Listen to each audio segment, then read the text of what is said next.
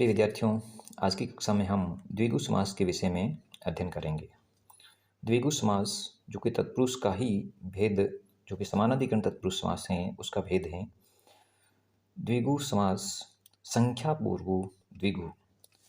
जिस समानाधिकरण तत्पुरुष समास में पूर्व पद संख्यावाचक, यानी वह समास जिसका पूर्व पद यानी पहले वाला पद, पूर्व का मतलब होता है पहले वाला पद संख्यावाचक हो तथा उत्तर पद संज्ञा पद हो, यानी पहले वाला संख्यावाची और बाद वाला संख्या पद हो, उसे द्विगु समास कहते हैं। यह समास मुख्य रूप से समाहार अर्थ में प्रयुक्त होता है।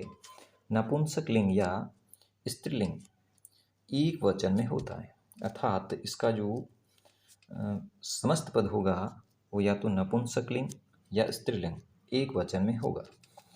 द्विगु समास तीन अर्थों में प्रयुक्त होता है। इनके तीन जो मुख्य अर्थ हैं, द्विगु समास के तीन मुख्य भेद कहे जा सकते हैं। जैसे पहला है समाहार द्विगु, यानी एक समूह के रूप में, संख्यावाची है उनको एक समूह के रूप में लिया जाता है। जैसे चतुर्युगम, ये नपुंसकलिंग शब्द है चतुर्युगम। चतुर्नाम युगानाम समाहार, चार युगों का समूह। त्रिभुवनम, यानी तीन भुवनों का समूह। त्रयाणाम भुवनानाम समाहार। त्रिलोकी, त्रयाणाम लोकानाम समाहार, तीन लोकों का समूह। त्रिलोकी स्त्रीलिंग शब्द हो गया। पंचपात्रम, पंचानाम पात्राणाम समाहार, पांच पात्रों का समूह। दूसरा अर्थ है तदितार्थ द्विगु। तदितार्थ द्विगु के अंतर्गत जैसे द्विमातुर है, द्व्युः मात्रोः अपत्यम पुमानः, अर्थात दो माताओं का जो पुत्र है वह पुरुष। क्षाण मातुर है, जिसका अर्थ होगा क्षणाम मातृणाम समाहार, सनाम मातृणाम अपत्यम का अर्थ होता है पुत्र, यानी छह माताओं का पुत्र। सप्त ऋषयः, सप्तचति ऋषयः, अर्थात कह सकते हैं और छह ऋषि, यानी छह ऋषियों का जो समूह कह सकते हैं। उत्तर पद द्विगु, यानी तीसरा है उत्तर पद द्विगु। पंच गवधन, यानी पंच गवधन, पंच गावो धनम यस्य सह, दिखने में बहुब्री के समान लेकिन संख्यावाची होने के कारण पंच गवधन, पांच गांवों गायें, धनम यस्य स, पांच गायें जिसके धन के रूप में हैं। दस गृह प्रविष्ट, दस सुगृही सुप्रविष्ट, यानी 10 घरों में प्रवेश करने वाला या प्रविष्ट होने वाला। फिर इसके कुछ मुख्य अन्य उदाहरण हैं जो काफ़ी प्रसिद्ध हैं, चर्चित हैं, यानी काफ़ी एग्जाम्स में पूछे जा चुके हैं, परीक्षाओं में आते रहे हैं ऐसे उदाहरण। जैसे द्विगु, द्विगु जैसे मूल समास है, उस समासिक शब्द का समास है। समास जो द्विगु हैं उसके लिए समास विग्रह क्या होगा? द्व्युः गवुः समाहार, द्व्युः गवुः समाहार, दो गायों का समूह। फिर हैं द्विमुखी, यानी दो मुखों का समूह कह सकते हैं। द्व्युः मुखयोः समाहार। त्रिभुवनम, त्रयाणाम भुवनानाम समाहार। चतुष्पदी, चतुर्णाम पदानाम समाहार, चार पदों का समूह। चतुष्पथम, पथ का अर्थ होता है रास्ता, चार पथों का। चतुर्णाम पथानाम समाहार, चार पथों अर्थात चार जो रास्ते हैं उनका समूह, चार राहें, चौराहा कह सकते हैं। फिर है पंच पात्रम, यानी पांच पात्रों का समूह। पंचानाम पात्राणाम समाहार, पांच पात्रों का समूह। पंचवटी, पांच वटों का समूह कह सकते हैं। पंचानाम वटानाम समाहार, पांच वटों का समूह। फिर है षडानन, छह है आनन जिसके वह, यानी छह आननों का समूह कह सकते हैं। क्षणाम आनना नाम, ये आनना नाम, अन्ना नाम नहीं, आनना नाम। क्षणाम आनना नाम समाहार। सप्ताह, सप्तानाम अहना नाम समाहार, यानी छह दिनों का समूह। अहना नाम का अर्थ होता है दिनों का। सप्तानाम अहना नाम समाहार, 7 दिनों का समूह। फिर है अष्टाध्यायी, अष्टानाम अध्यायानां समाहार, 8 अध्यायों का समूह। शताब्दी, शतानाम अब्दानाम समाहार, यानी सैकड़ों या 100 सालों का समूह कह सकते हैं। शताब्दी अर्थात 100 सालों का समूह। नेक्स्ट, दशाब्दी, यानी दशाब्दी, शताब्दी 100 वर्षों का, दशाब्दी 10 वर्षों का समूह। दशाब्दी यानी दशानाम अब्दानाम समाहार, 10 वर्षों का समूह। शतम, शत से समाहार, यानी सैकड़ों का समूह, यानी 100 का समूह या सैकड़ों का समूह कह सकते हैं। सप्तऋषि, सप्तानाम ऋषिणाम समाहार, 7 ऋषियों का समूह। पंचमूली, पंचानाम मूलानाम समाहार, 5 मूलों का समूह। फिर तत्पुरुष समास की अन्य कुछ उपभेद हैं, तो कुछ जो अन्य उपभेद हैं, उन उपभेदों के अंतर्गत सबसे पहले हैं नए तत्पुरुष समास। सबसे पहले नए तत्पुरुष समास के विषय में अध्ययन करते हैं। नए यानी सूत्र ही इसका नए है। जब किसी समासिक पद में प्रथम जो पद है उसमें निच्छेद अर्थक हो, यानी पहले पद में निच्छेद के लिए मना करने से संबंधित कोई वर्ण हो, जैसे अ है, अन है, न है, इस प्रकार के उपसर्ग के रूप में। हालांकि सभी उपसर्ग नहीं है, उपसर्ग 22 उपसर्ग होते हैं, उनमें ये नहीं है।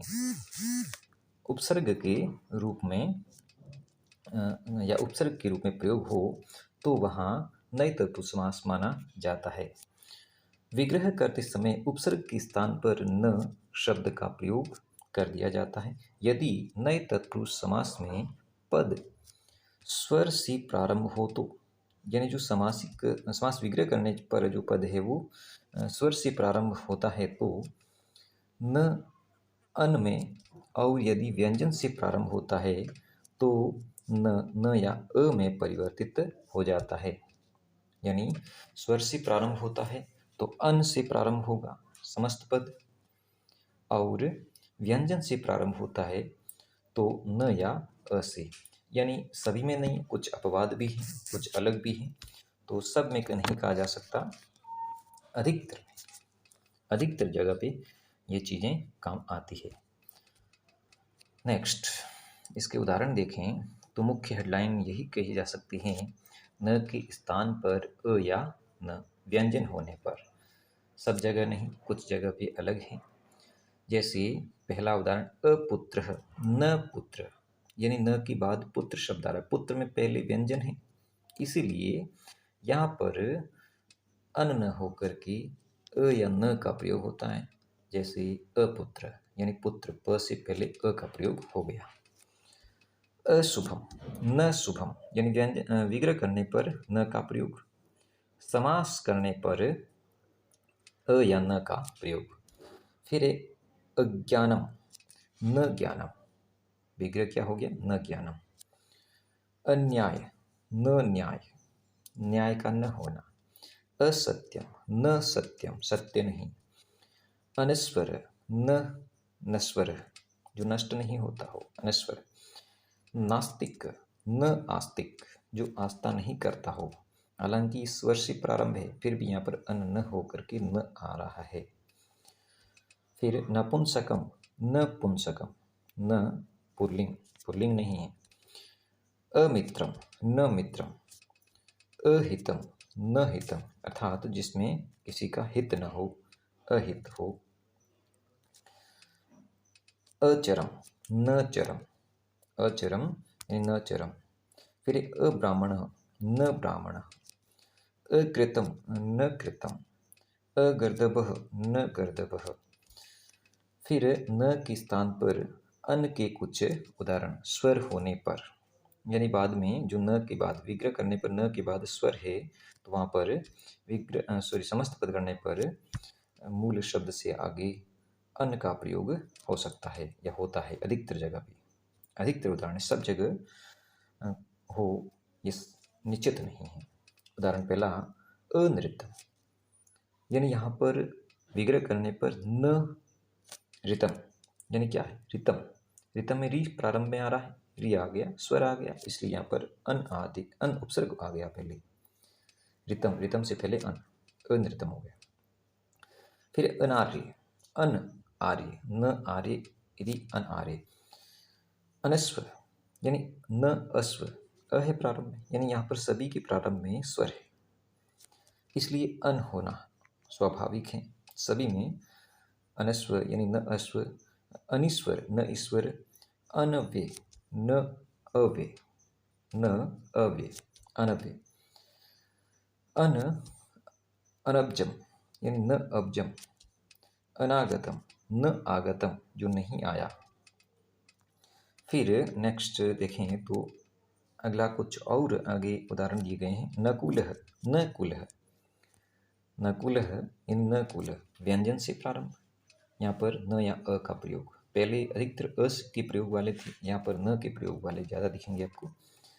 नकुलः यानी न कुलः। फिर नख, न खमः या न खनः, यस्य अस्य। नक्षत्र, न क्षरति या क्षीयन्ते, क्षरते भी हो सकता है, क्षीयते भी हो सकता है। फिर नाकम, नाकम यानी न अकम। नगा, न गच्छति इति नगा यानी जो कहीं जा नहीं सकते हो, नहीं जाते हो, नगा।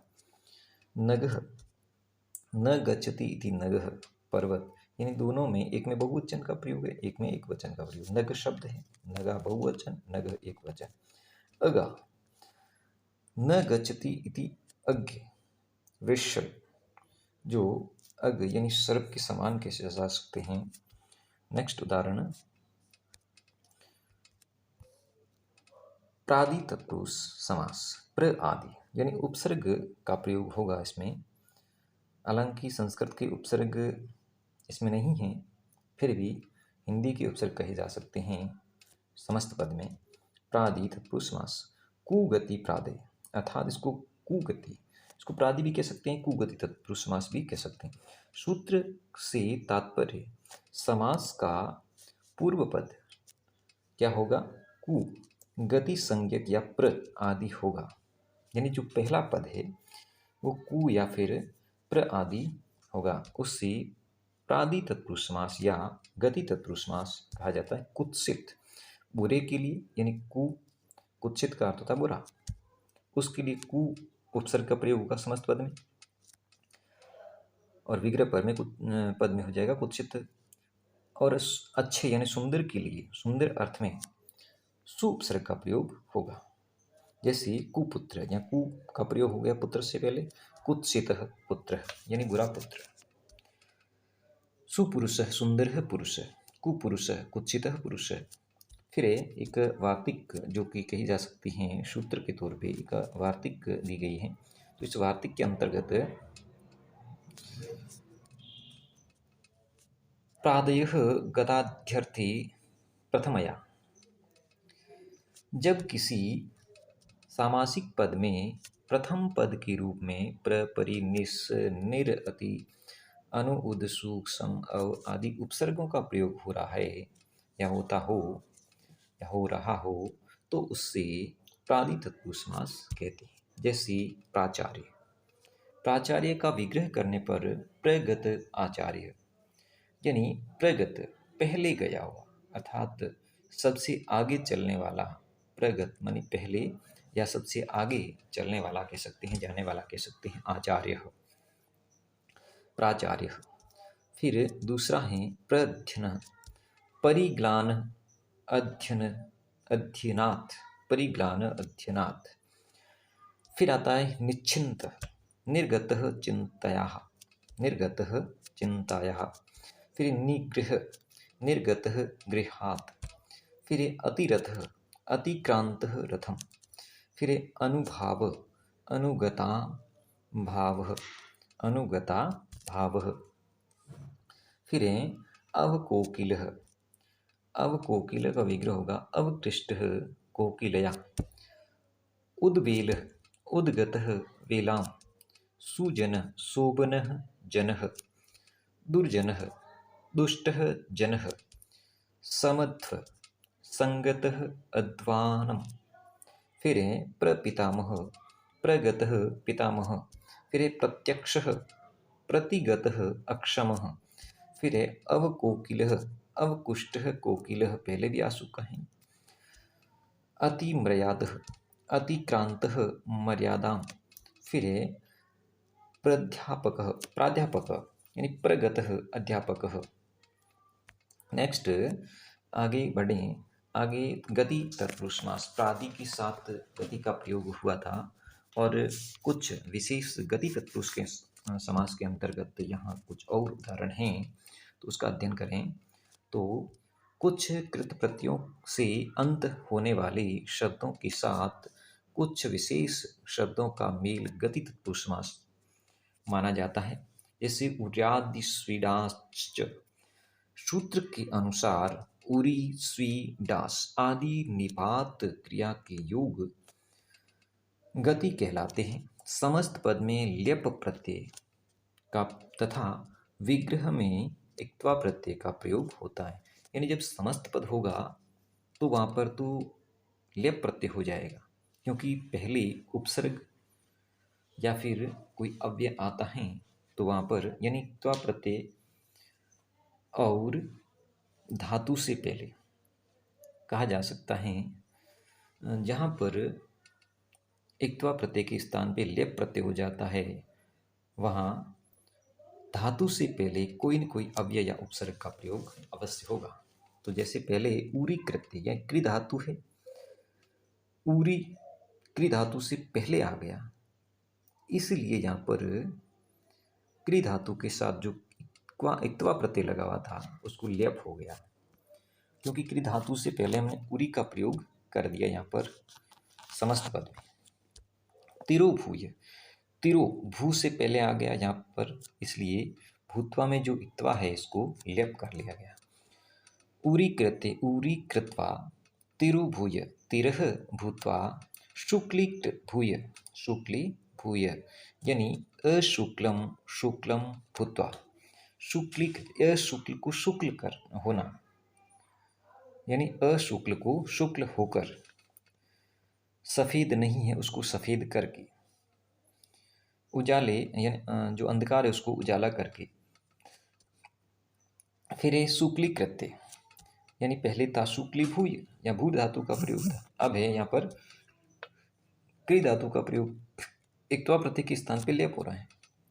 शुक्ली कृत्य अशुक्लम शुक्लम कृत्वा, तिरस्कृत्य तिरह कृत्वा यानी अलग है तो इक्त्वा साथ आ गया तो लेप प्रत्यय हो गया। जोड़ने पर कौन सा प्रत्यय हो जाता है? इक्त्वा के स्थान पे लेप प्रत्यय हो जाता है। जैसे तिरस्कृत्य में हो गया। फिर है पुरस्कृत्य पुरः कृत्वा, फिर है सत कृत्य सत कृत्वा। इसी प्रकार आगे अगला भेद है, अगला उपभेद कहा जा सकता है तत्पुरुष का उपपद तत्पुरुष समास। कौन सा तत्पुरुष समास? उपपद यानी पहले वाले पद के आधार पर, पहले वाले पद के आधार पर ही इसका समास निर्धारण किया जाए। उपपदम तिंग, उपपद सुबंध का समर्थ सुबंध के साथ समास होता है। यह समास तिगंत के स्थान पर प्रयुक्त नहीं होता, तिपादी प्रत्ययों के स्थान पर प्रयोग नहीं होता। जैसे पहला इसमें उदाहरण कुंभकार, कुंभकार यानी कुंभम करोति इति कृ धातु का प्रयोग कर लिया, कुंभ शब्द का प्रयोग कर लिया। कुंभ से ही इसके कर्ता का कार्य निश्चित होता है। कुंभकार यानी कुंभ यानी घड़ा आदि निर्माण करने वाला, कुंभकार यानी कुंभ आदि घड़े का निर्माण, कुंभकार घड़े का निर्माण करने वाला।